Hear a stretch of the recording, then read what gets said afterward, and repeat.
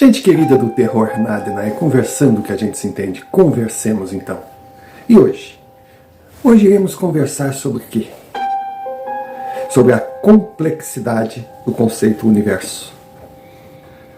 Crescemos ouvindo frases que a nós chegam como verdade absoluta.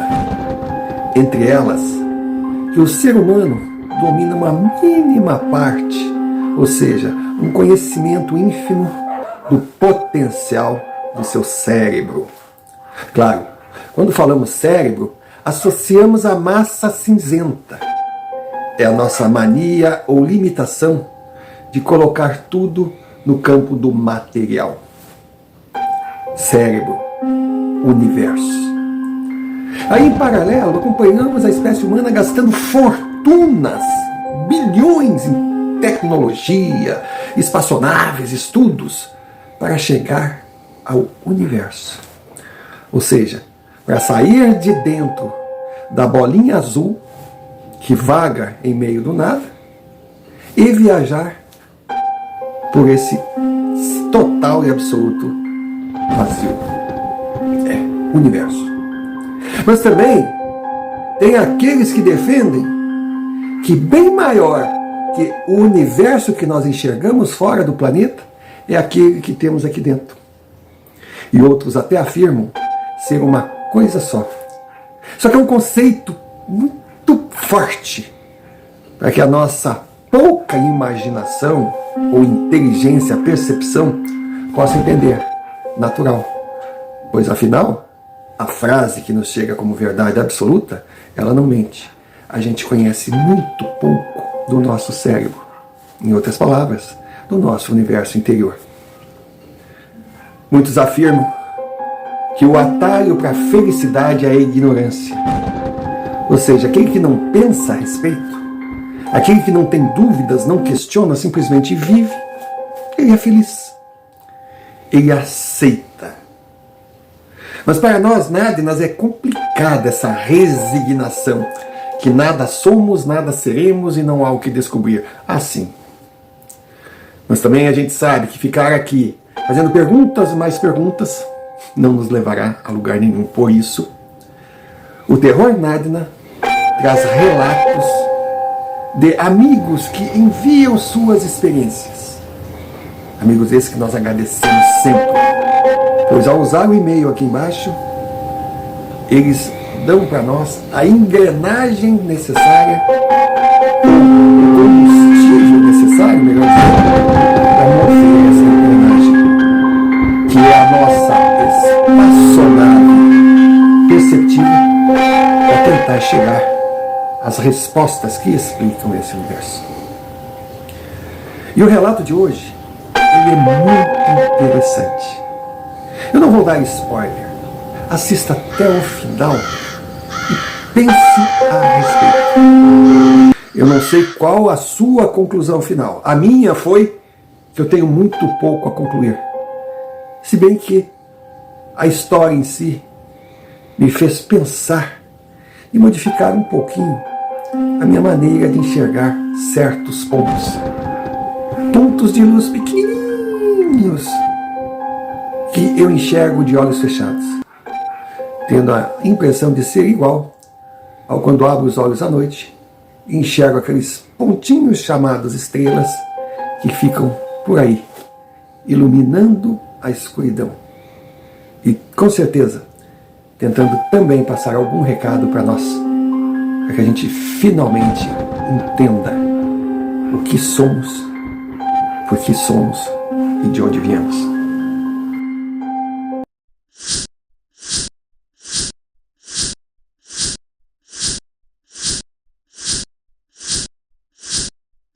Uh-oh.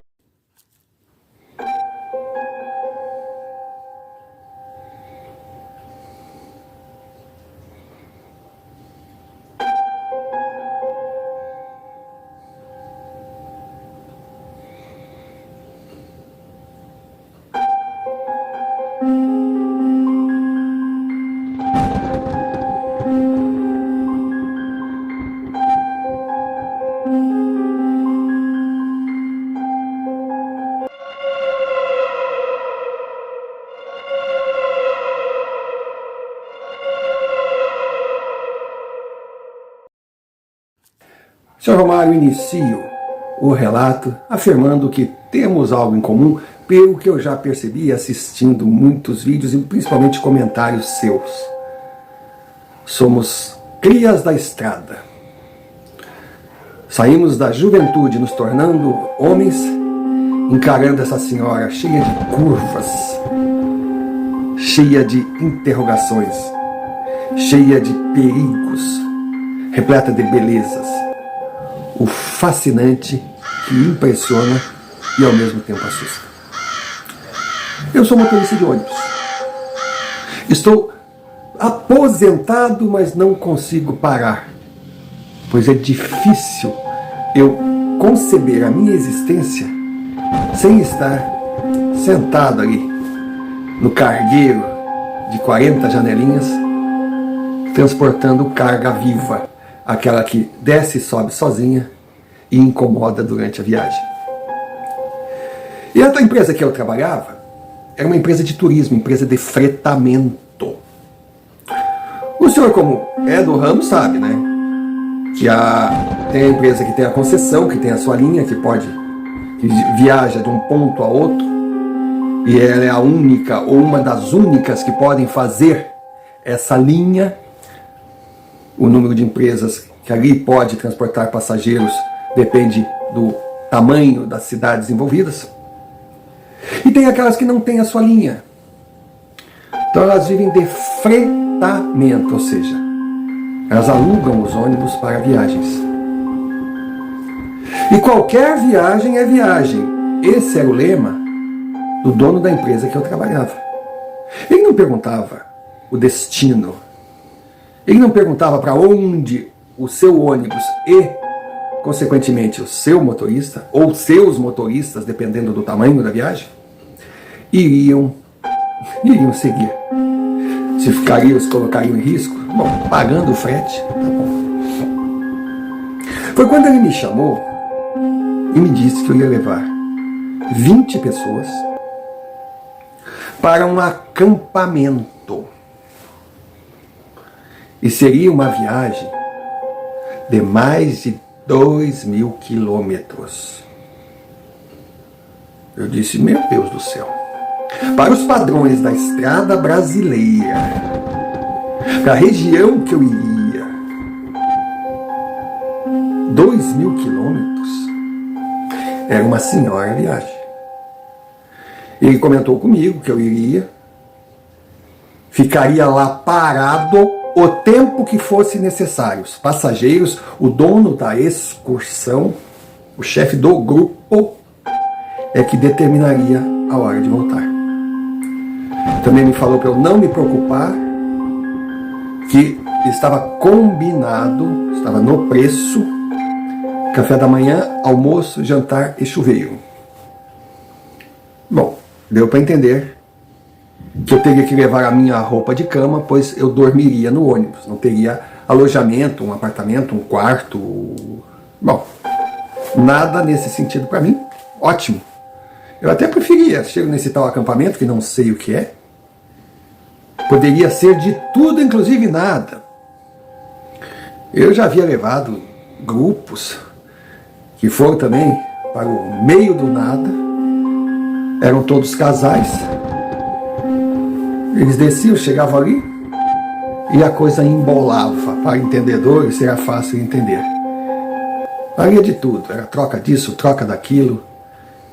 Era dentro do quarto, era fora do quarto, era embaixo da árvore. Era com bebida, era com muita comida, uma bela piscina, drogas, tinha de tudo, menos roupas e inibição moral. Mas eu aprendi que passageiro, ele paga para que eu o transporte e não para que eu o julgue. Aí tudo combinado, tudo certo. Saí, era meio do ano, era 1980, quase chegando na década de 90. Eu já estava ali, com os meus 20 e poucos anos, já tinha uns 5 anos de empresa, 5 anos de roda. Quer dizer, era jovenzinho, mas eu possuía uma certa experiência. Aí cheguei no local do embarque, era uma igreja. Aí eu olhei assim e pensei, bom, pelo menos à primeira vista não vai ter ninguém de ninguém. Eles subiram. Eram todos casais de meia idade até quase idosos. Mas tinha um casalzinho que o menino tinha seus 19, 20 anos e a menina mais ou menos essa idade. E esse casalzinho foi o último a chegar. Aí quando o líder do grupo viu, desceu e começou a berrar, a gritar com o menino. Ricardo, o que ela tá fazendo aqui? Tu é louco? Ela é minha noiva, tio. O que tu tá ruim da cabeça? Tu perdeu o juízo. Ela não pode ir. Aí o Piá ficou, não, como não pode ir? Pode ir sim. Ela é minha futura mulher. Oh, todos vocês trazem as mulheres, eu vou ficar lá sozinho. Não. Maria é minha mulher e ela vai comigo, sim. Vai, não vai, vai, não vai. Aí o Ricardo falou, tá bom, se ela não for, eu não vou. Aí foi aquele silêncio. Aí eu percebi que o tal do Ricardo era importante, não sei lá o que eles iriam fazer. E tiveram que engolir a Maria. Ela estava toda inibida, toda desajeitada, ela ouviu a discussão toda, ela já não queria ir. Mas ele chegou, segurou ela pela mão e disse, não, tu vai. Ué, tu é minha mulher, a gente vai casar. Aí foi. Eles sentaram, era assim, né? As poltronas atrás, 1, 2, 3, 4. Então, o chefe da excursão, o seu João, sentado com a esposa, e o Ricardo e a Maria sentados do lado. E os outros casais espalhados pelo ônibus, que era um ônibus semi-leito turismo, tinha 32 lugares, muito confortável. E para aquele povo. E eu percebi que eles chegaram, mas eles traziam malas, baús. Eu digo, nossa Senhora do céu, eles estão trazendo a casa para onde a gente está indo. E também dentro do ônibus, o seu João chegou para mim e disse, olha, não se preocupe, não ligue o ar-condicionado, deixe que a gente abra as janelas, porque nós vamos cozinhar aqui dentro. Assim acelera a viagem. Eu disse, o senhor é que sabe. E claro, eu não ia rodar toda aquela extensão sozinho. Seria um risco muito grande. Se bem que na época não tinha essa coisa de limites, motorista viaja tanto tempo. Não.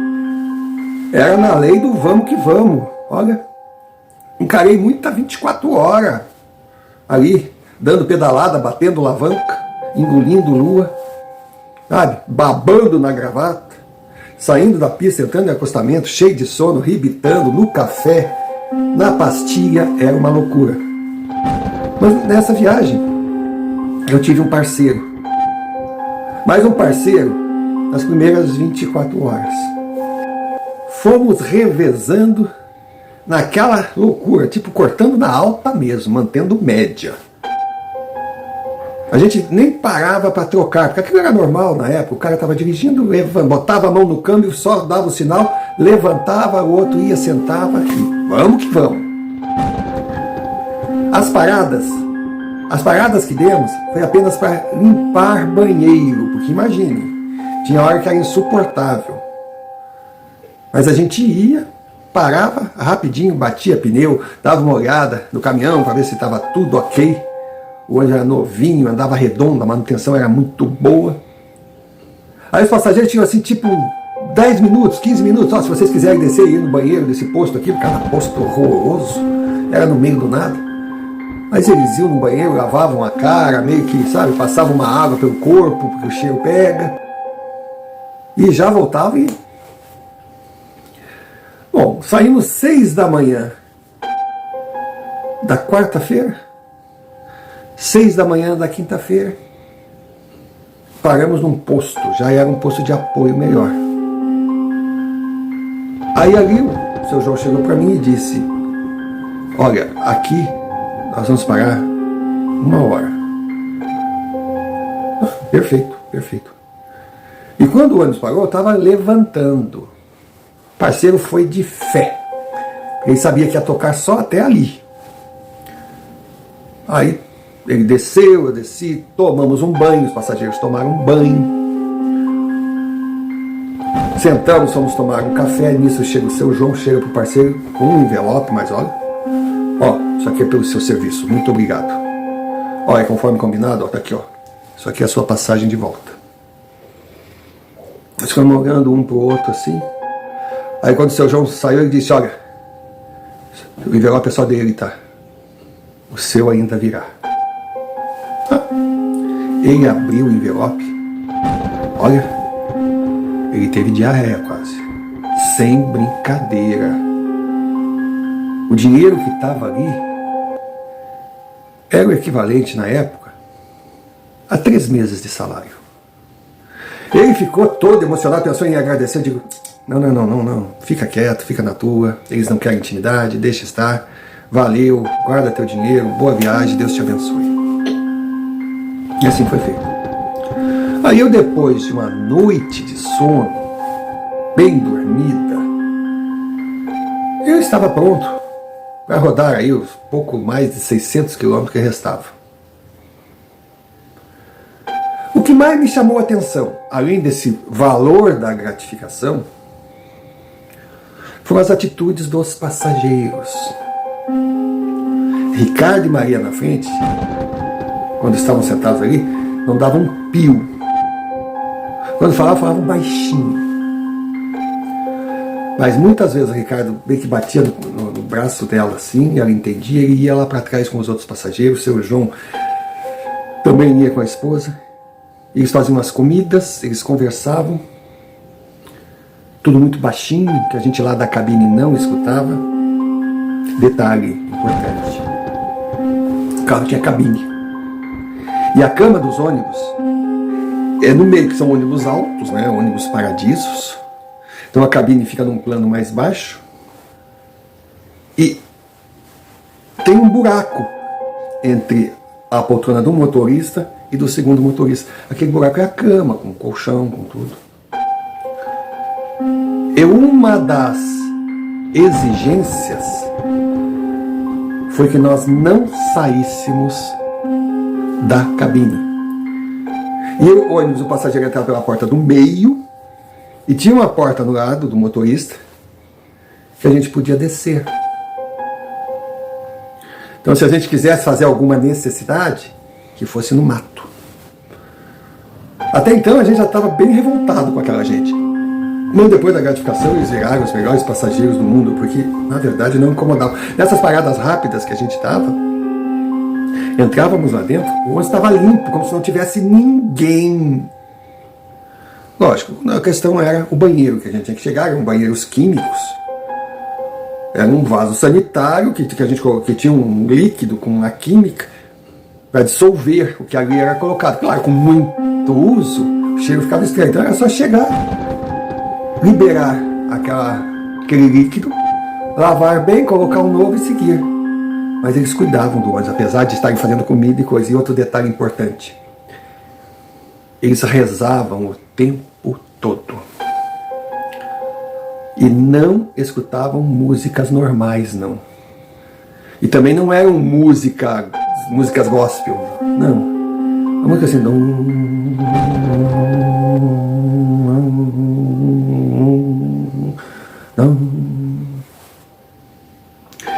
E eu, inclusive, que a gente tinha o nosso toca-fita na frente, né? Não tinha nem CD na época.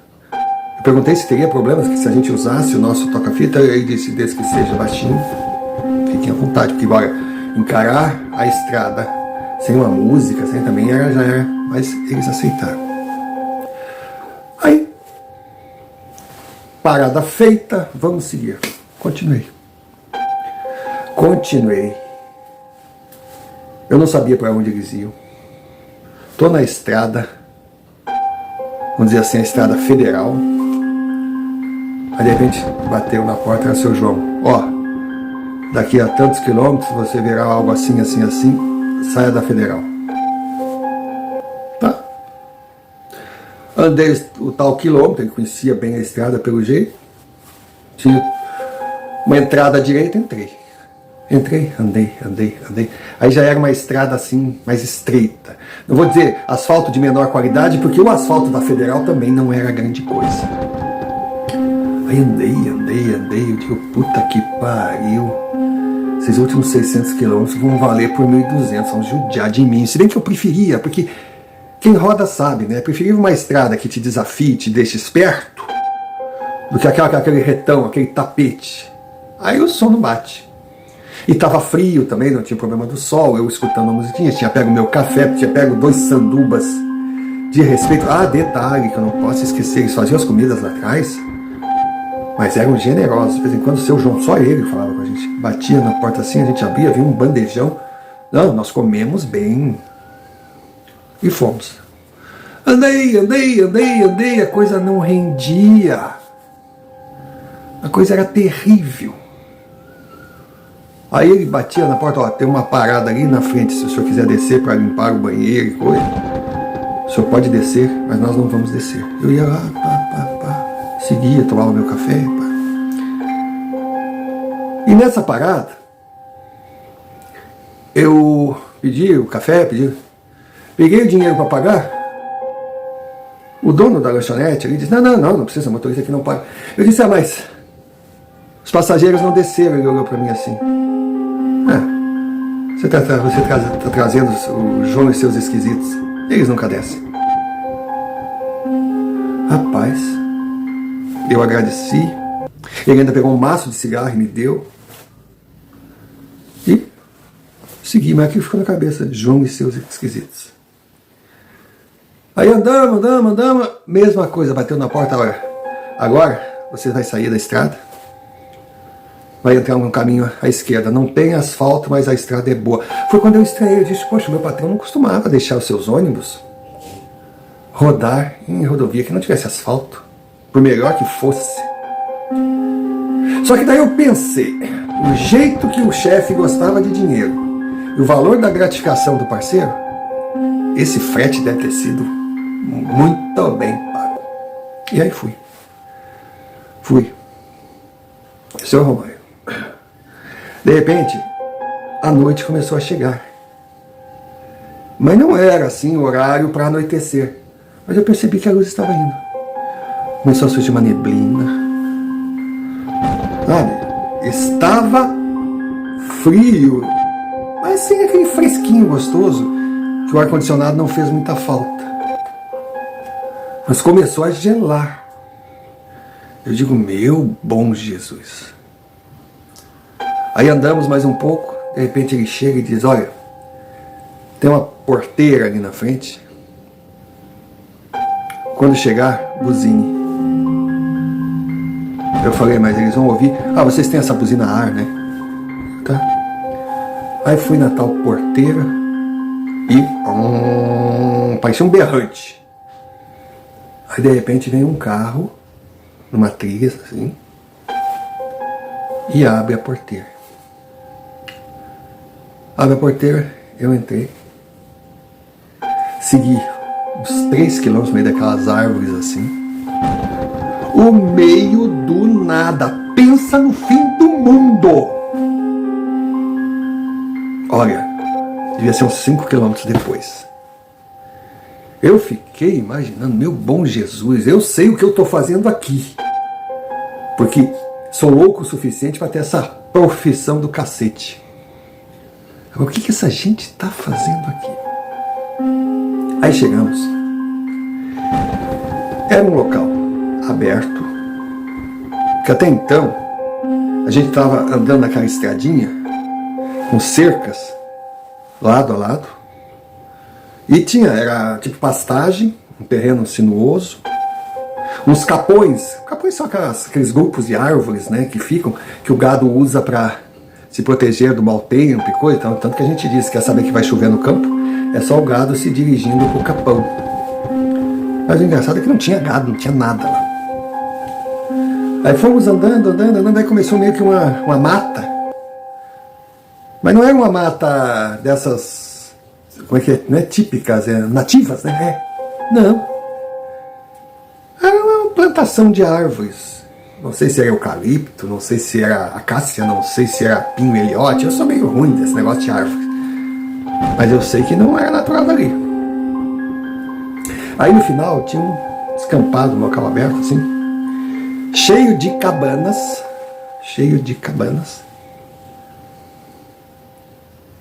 No meio, bem no meio, assim, as cabanas faziam uma espécie de quadrado. E entre as cabanas tinha uma área lá que a gente percebia que era maior. Que ali com certeza devia ser área de banheiro, de cozinha, de, sei lá, de área de estar. E era um galpão gigantesco de madeira, de pedra e envidraçado. Era um lugar muito bonito. Aí paramos, ele me mostrou onde eu deveria estacionar o ônibus. Agradeceu a viagem, me deu os parabéns pela minha condução e me entregou também um pacote de dinheiro, não era nem um envelope. Aí me falou para estacionar o ônibus mais à frente e me pediu para ficar lá, não descer do ônibus. Mas eu com aquele dinheiro ali, eu faria tudo o que aquele homem mandasse ou pedisse. Mas a minha felicidade só não era maior que a minha curiosidade.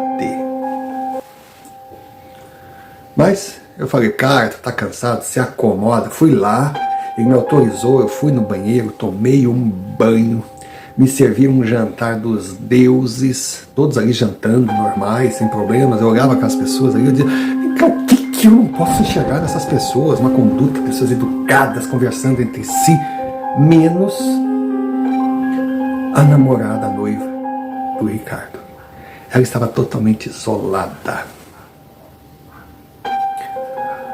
Aí eu, até quando eu deixei de jantar, terminei de jantar, eu levantei, ela estava quietinha, sentada no canto ali. Aí eu fui caminhando assim, sabe, ela parecia tão legalzinha, tão simpática, para trocar uma palavra com ela. Quando eu me aproximei dela, ela regalou os olhos e fez um silêncio. Sabe aquele silêncio? Todo mundo olhando para mim, o João já levantou. Aí eu cheguei para ela assim, falei, tudo bem, moça? Ela fez, tudo. E segui, disfarcei, porque ela estava no canto. Aí eu olhei na janela assim, tipo, cara. Aí eles ficavam só me cubando. Eu disse, acho que eu consegui disfarçar. E dei meia volta. Quer dizer, eu tentei passar a impressão, eu fui na direção dela, na verdade eu fui em direção à janela. Aí cumprimentei, passei e saí. Aí a minha curiosidade só cresceu. Cheguei, coloquei o meu envelope dentro da minha mochila, bem mocosado, bem escondido, e fiquei ali no ônibus, escutando música, coisa. Aí cansado, barriguinha cheia, dormi. Dormi, de repente eu comecei a ouvir aquilo,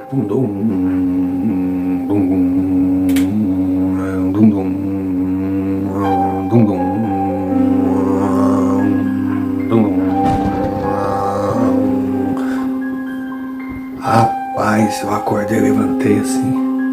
Onde eu estava, no local do estacionamento, ficava nos fundos de todo o complexo, escuro.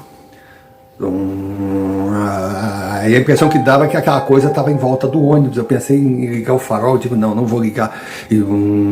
Aí eu dentro da cama, assim, lá naquele buraco, eu botei a cabeça para trás, assim, embaixo da coberta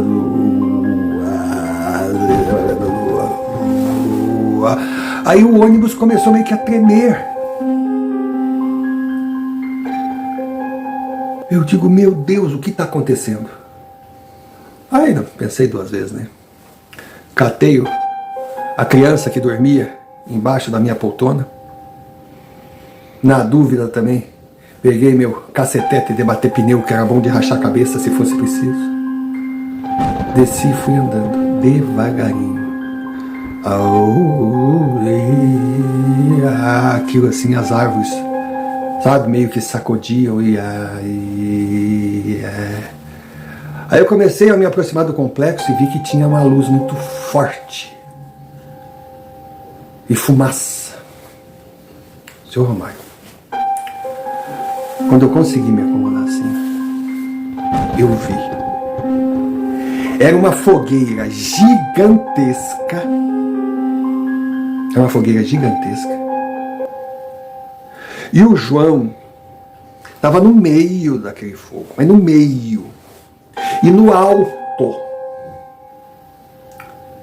Agora eu não sei dizer se ele estava em cima de um pedestal ou em cima de alguma coisa, mas está tão alto, ou se o homem flutuava.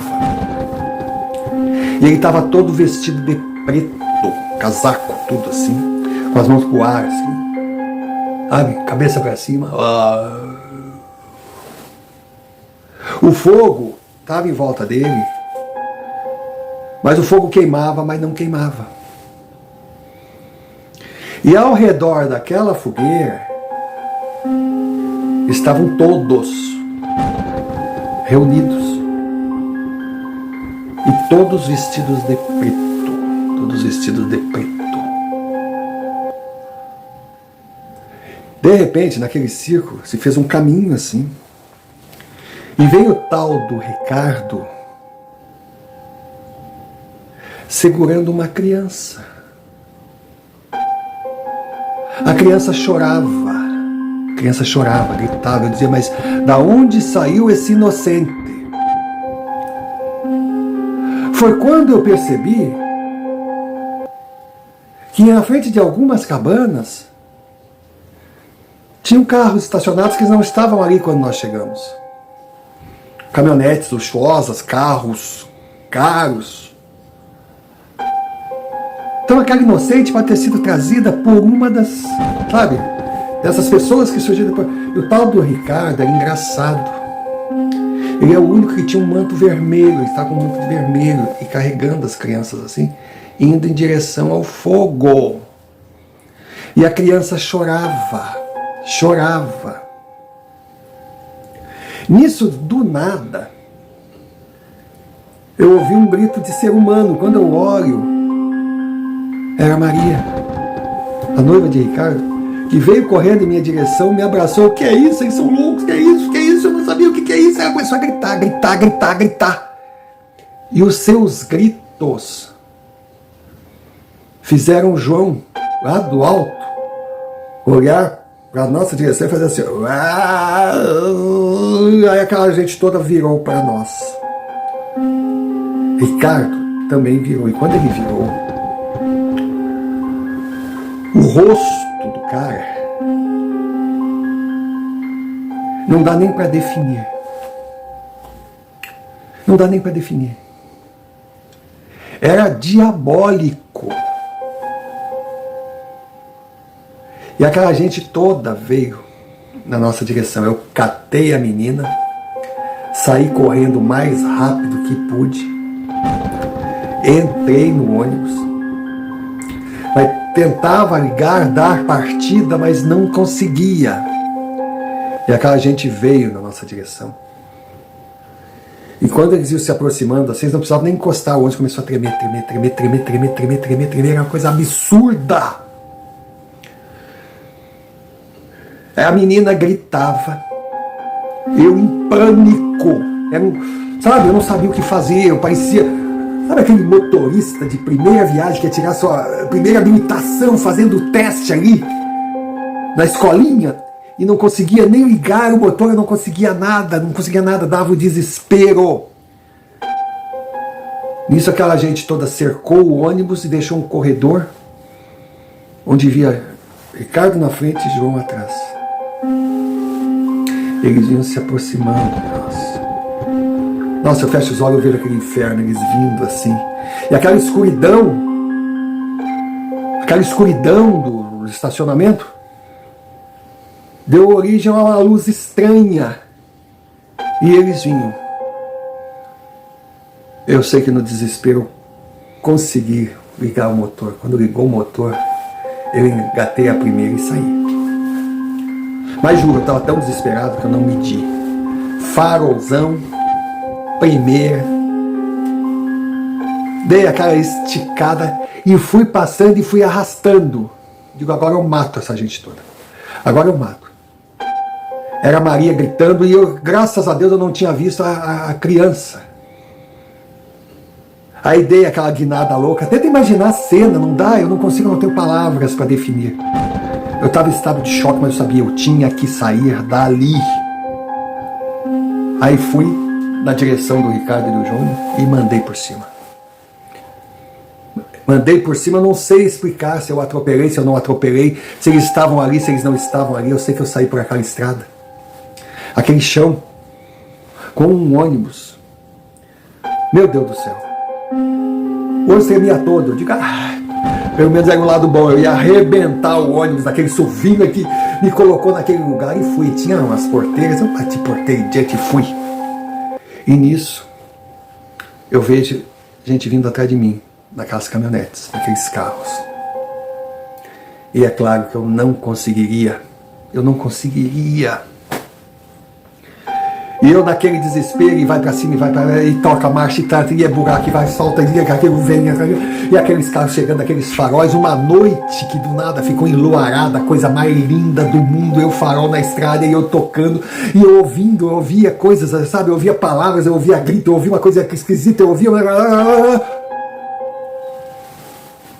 De repente tem uma luz. É uma luz e chega aquele ser de branco, pega na minha mão, não sei, me deu um alívio. Aí eu perguntei assim, meu Deus, será que eu morri? Aquele ser sorriu. Aí apareceu mais outro ser igualmente de branco. Aí eles falaram, não, rapaz, você não morreu, nós quase perdemos você. Mas, graças a Deus, você está aqui com a gente. Quando eu comecei a olhar em volta, Senhor Romário, eu tinha caninho por tudo quanto era lado no meu corpo. Tinha uns aparelhos. Eu estava na UTI de um hospital. Eu não entendia nada. Eu não conseguia entender nada. Era uma coisa estranha. Era uma situação que eu queria falar, mas eu acho que eu estava meio que, sabe, chapado, dopado de remédio. Eu ia, voltava. O tempo passou, eu fui me recuperando. Nisso, do nada, a porta se abriu. Vem João, Ricardo e Maria. Eles olhavam para mim sorrindo. Eu fiquei branco. Foi quando o Ricardo chegou perto de mim. E aí, chefe? Bom saber que o senhor está melhor. Que susto, hein? João não falava nada, ele me olhava, mas me olhava com os olhos que não eram humanos. Ficava tentando observar a minha reação. Eu não tive reação. Senhor Romário, eu estava no hospital, próximo, ou no caminho, ou no destino, não sei dizer, daquele tal acampamento. E o que eu soube é que eu tive um infarto fulminante dirigindo o ônibus. E ainda, de alguma forma, eu consegui controlar aquele ônibus. Enquanto as pessoas gritavam, carros vinham no posto e coisa, de alguma forma eu consegui controlar aquele ônibus e ele tombou numa valeta. Uma valeta, assim, então ficou deitado assim, fora da estrada, numa valeta. Ninguém teve assim ferimentos graves, Mas logo perceberam que eu não estava bem, caminhoneiros pararam, todo mundo parou ali, me pegaram e me levaram para o tal hospital. E ali eles conseguiram me salvar do infarto.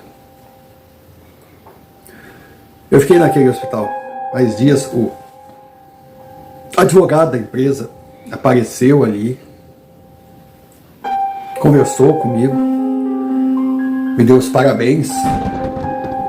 Tá bom, me deram os parabéns, mas 3 meses depois me demitiram, normal. Aí me deu mais detalhes sobre o ocorrido. E o mais engraçado é que no hospital estava a minha mochila, onde eu tinha colocado aquele envelope, calhamaço de dinheiro.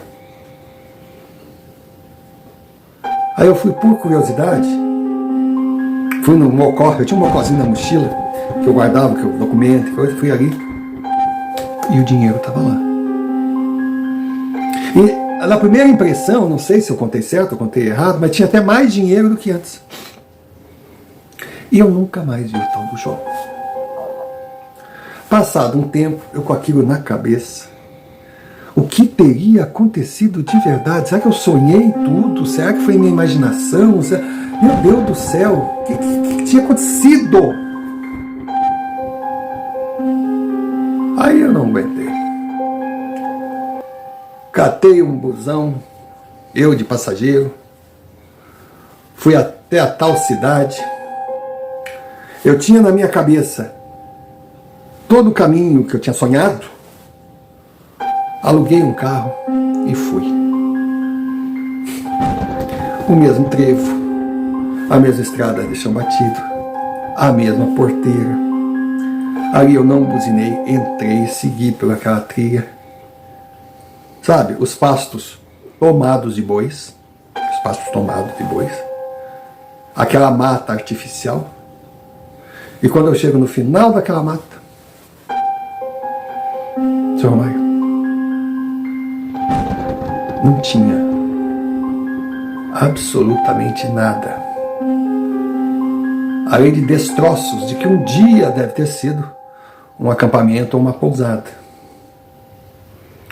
Só que o detalhe mais importante, no meio daqueles destroços, bem no centro, o mato não cresceu como em outros pontos, pois tinha uma espécie de círculo com marca de fogueira. Virou obsessão. Eu tinha que descobrir o que realmente havia acontecido. Eu não estava ficando louco, eu sabia o que tinha vivido. Para piorar, quando eu saí do hospital, eu estava preocupado com o valor das minhas diárias, de todo o meu tratamento. Eu fiquei em apartamento, eu fiquei dias em UTI. A princípio eu pensei que a empresa tinha pago, mas não. Quem pagou? Por que pagou? Eu não descansava. Eu sonhava com aquela noite. Eu sonhava com as sensações. Olha, se eu não fosse atrás, com certeza eu acabaria enlouquecendo. Tracei uma meta de investigação. Claro, ponto de partida. O local que eu embarquei com as pessoas. Perguntei para todos. A resposta que eu recebi é que ninguém conhecia nenhum João por aí, mas eu percebia neles medo de falar, uma proteção, uma proibição de realmente comentar o que gostariam ou teriam.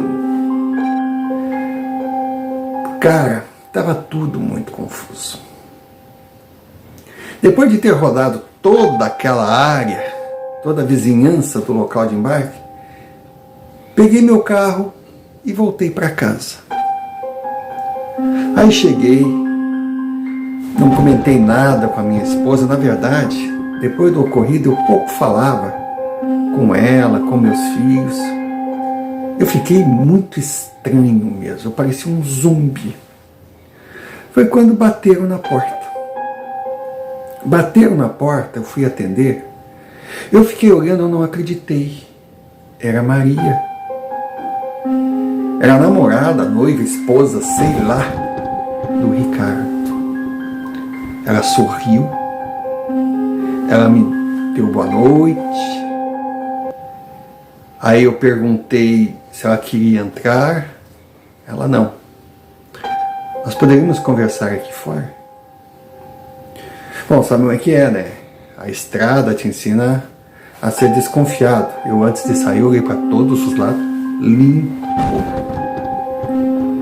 Tinha apenas um táxi esperando a menina.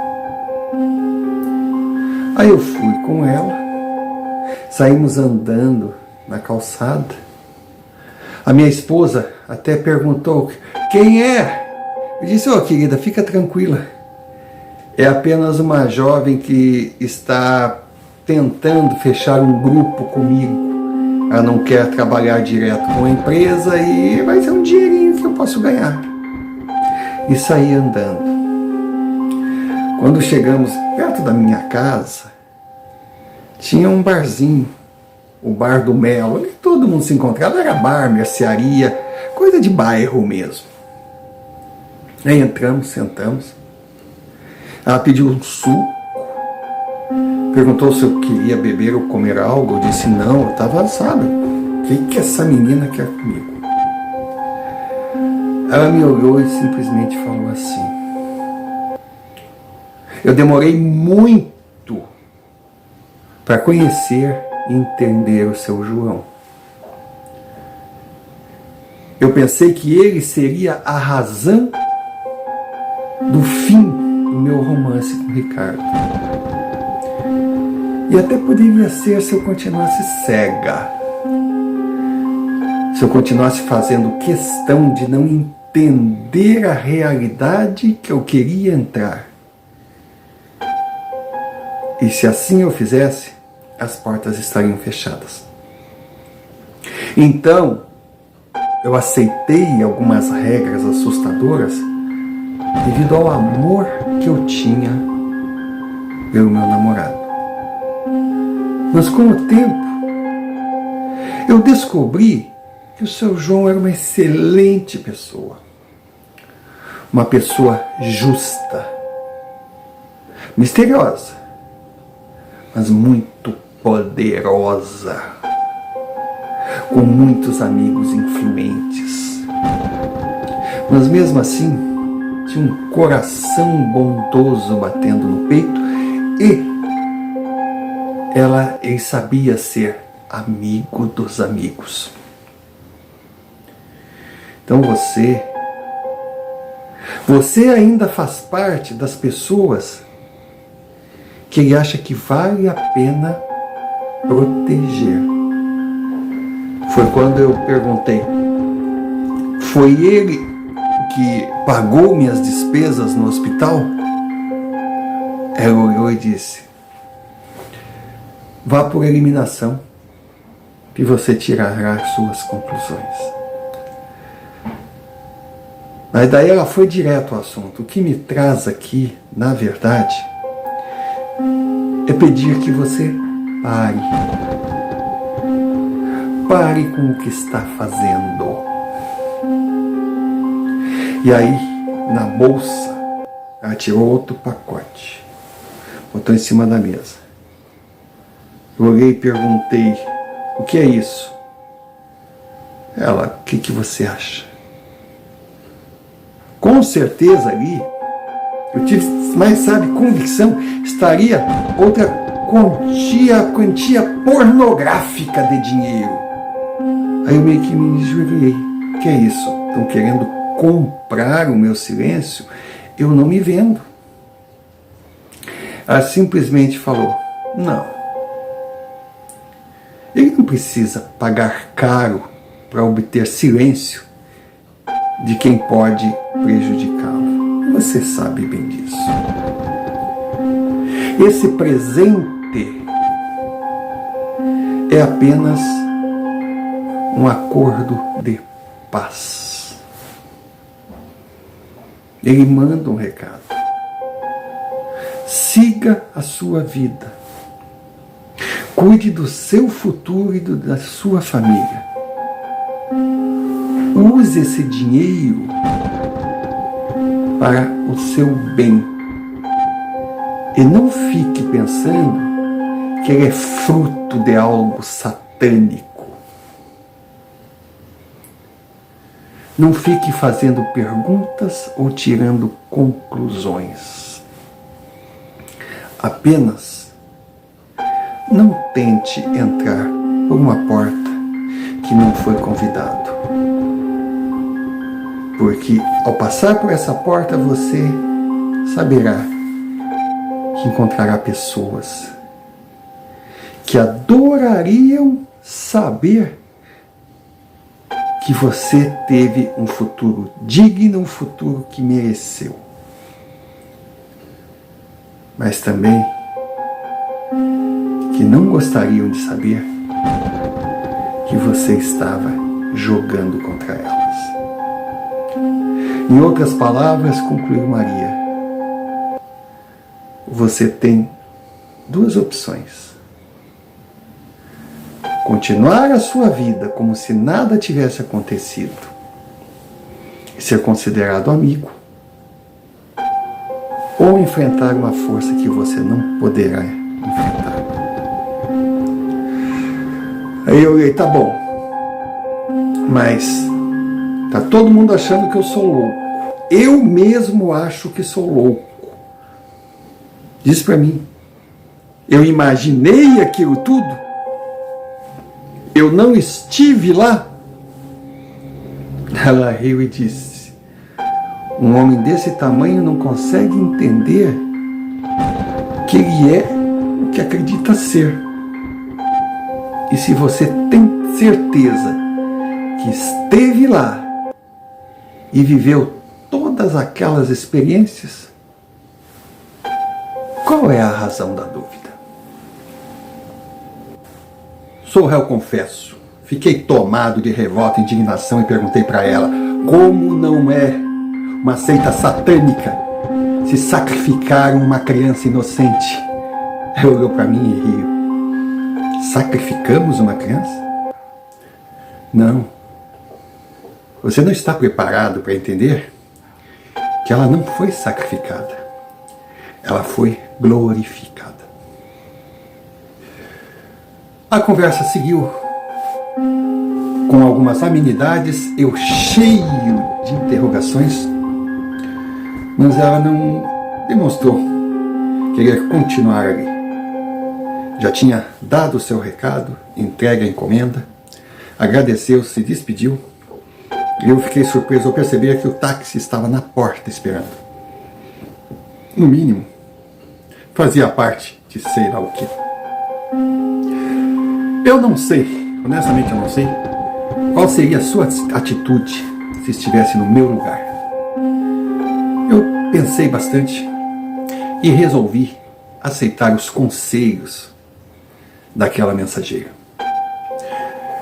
Peguei o dinheiro e o investi da melhor maneira possível, dando conforto à minha família e uma melhor qualidade de vida para todos aqueles que eu amava. Aí o senhor pode achar que eu, que me orgulhava em dizer que não me vendia por qualquer dinheiro, tenha mostrado o meu verdadeiro lado ao ver aquela quantia na minha frente. Bom, outros poderão concluir: tudo isso é mentira, é fruto da minha imaginação, inclusive o dinheiro. Aí aquelas palavras da menina começaram a fazer sentido. Se alguém não acreditar, e daí? Eu estive lá. Eu sei o que senti. Qual é a dúvida? E com relação ao ter me vendido, também podem pensar o que quiserem. Mas eu simplesmente me rendi. Porque eu não vi heroísmo nenhum em começar uma guerra que eu não poderia vencer e, com certeza, colocando em risco não só a minha segurança, mas a segurança de toda a minha família.